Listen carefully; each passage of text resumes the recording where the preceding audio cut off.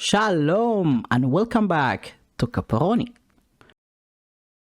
In this video, you will learn how the Nikud is used nowadays and how it can help you read and develop your Hebrew vocabulary. Here is how I am going to explain to you the Nikud throughout this video. First, we are going to learn for what purposes the Nikud is used in modern Hebrew. Second, we want to understand the basics of Nikud by groups. Third, we are going to dive a little bit deeper. We will learn the name, sound, and location are used for each Nikud mark. So let's begin. The Nikud is used in modern Hebrew for two main purposes. One, to assist those who have difficulty with the Hebrew language, such as children and new immigrants. And two, when the writer is concerned that the reader will not be able to read the word correctly, either because the word is unfamiliar or because without Nikud, the word is written in the same way as another Hebrew word with a different meaning. In this case, the Nikud will often be partial. Accordingly, the Nikud is common in children's books, in newspapers intended for new immigrants, as well as in poetry books where the text can be ambiguous.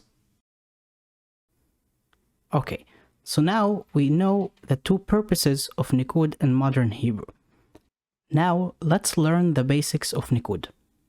The Nikud marks represent 5 different sounds, and they are very easy to remember because they make the same sound of the 5 English vowels A, E, O, and U. As you can see, for each of these sounds, there is more than one Nikud mark that represents that specific sound. A Nikud sign can be placed on the top, under, or inside of a consonant. Let's continue and learn the name, sound, and location used for each Nikud mark. Nikud signs that make the sound A.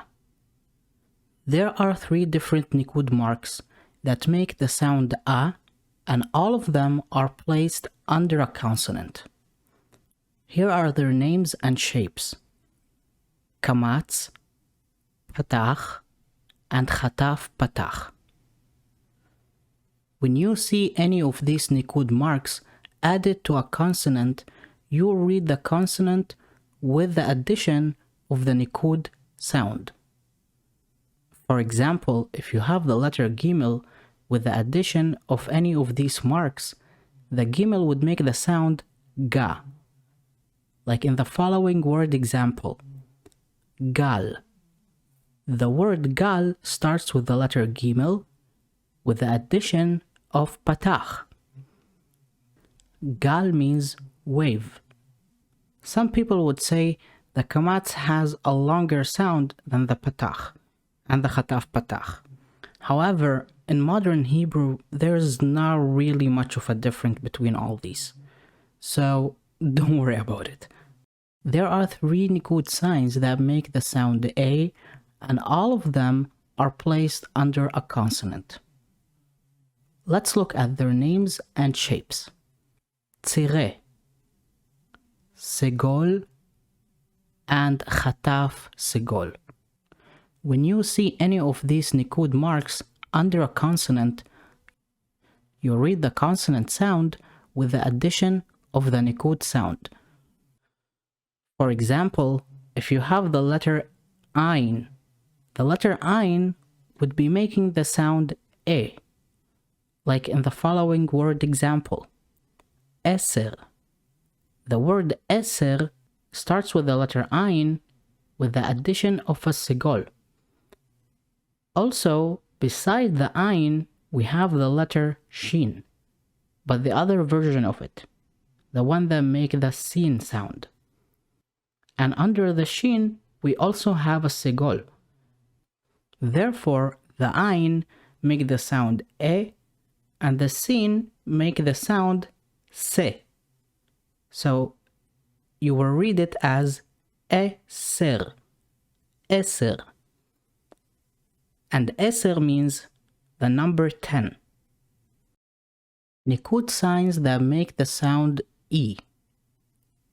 There are two Nikud signs which make the sound E, and they appear in different forms. The first one is a dot which placed under a consonant, and it's called chirik, or chirik chaser.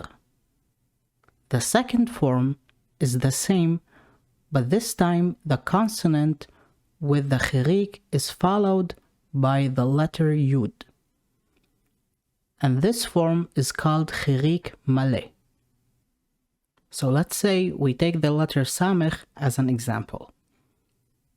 The samech with chirik, it makes the sound C, like in the following word example. The word sipur starts with the letter samech with the chirik, and sipur means a story. Nikud signs that make the sound O. There are two Nikud signs that make the sound O. Similar to the previous sound, there are two forms of this Nikud. The first one is a dot which placed on the top left of a consonant, and it's called cholam chaser, or cholam. The second form is the same, but this time the consonant is followed by the letter vav, and the dot is placed on the top of the letter vav. This form is called cholam maleh. So let's take the letter aleph as an example. So we know that the letter aleph does not make a sound. So if we have the letter aleph with cholam chaser or cholam maleh, it makes the sound O, like in the following word example, ochel. The word ochel starts with the letter aleph followed by a vav with the cholam maleh. Therefore, it makes the sound O, ochel. And the word ochel means food. Nikud signs that make the sound U. There are two Nikud signs that make the sound U. The sign kubutz, which comes as 3 dots under a consonant. And the second one is shuruk, which is this version of the letter vav following a consonant. So the mem with the kubutz or with a shuruk will make the sound mu, like moo. Not like a cow, but it's in the same direction. Okay, so let's look at the following word example. Mukar. The word mukar starts with the letter mem with kubutz. So it's mu, mukar. And mukar means familiar. Okay, we are not done yet, because I want to introduce you to another Nikud sign. This specific Nikud sign sometimes makes the sound A, and sometimes it makes no sound.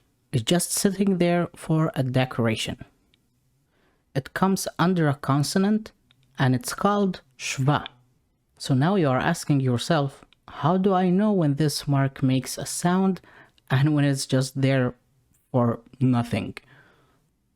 First of all, in modern Hebrew, this Nikud is almost not used anymore, but it's more popular in biblical Hebrew.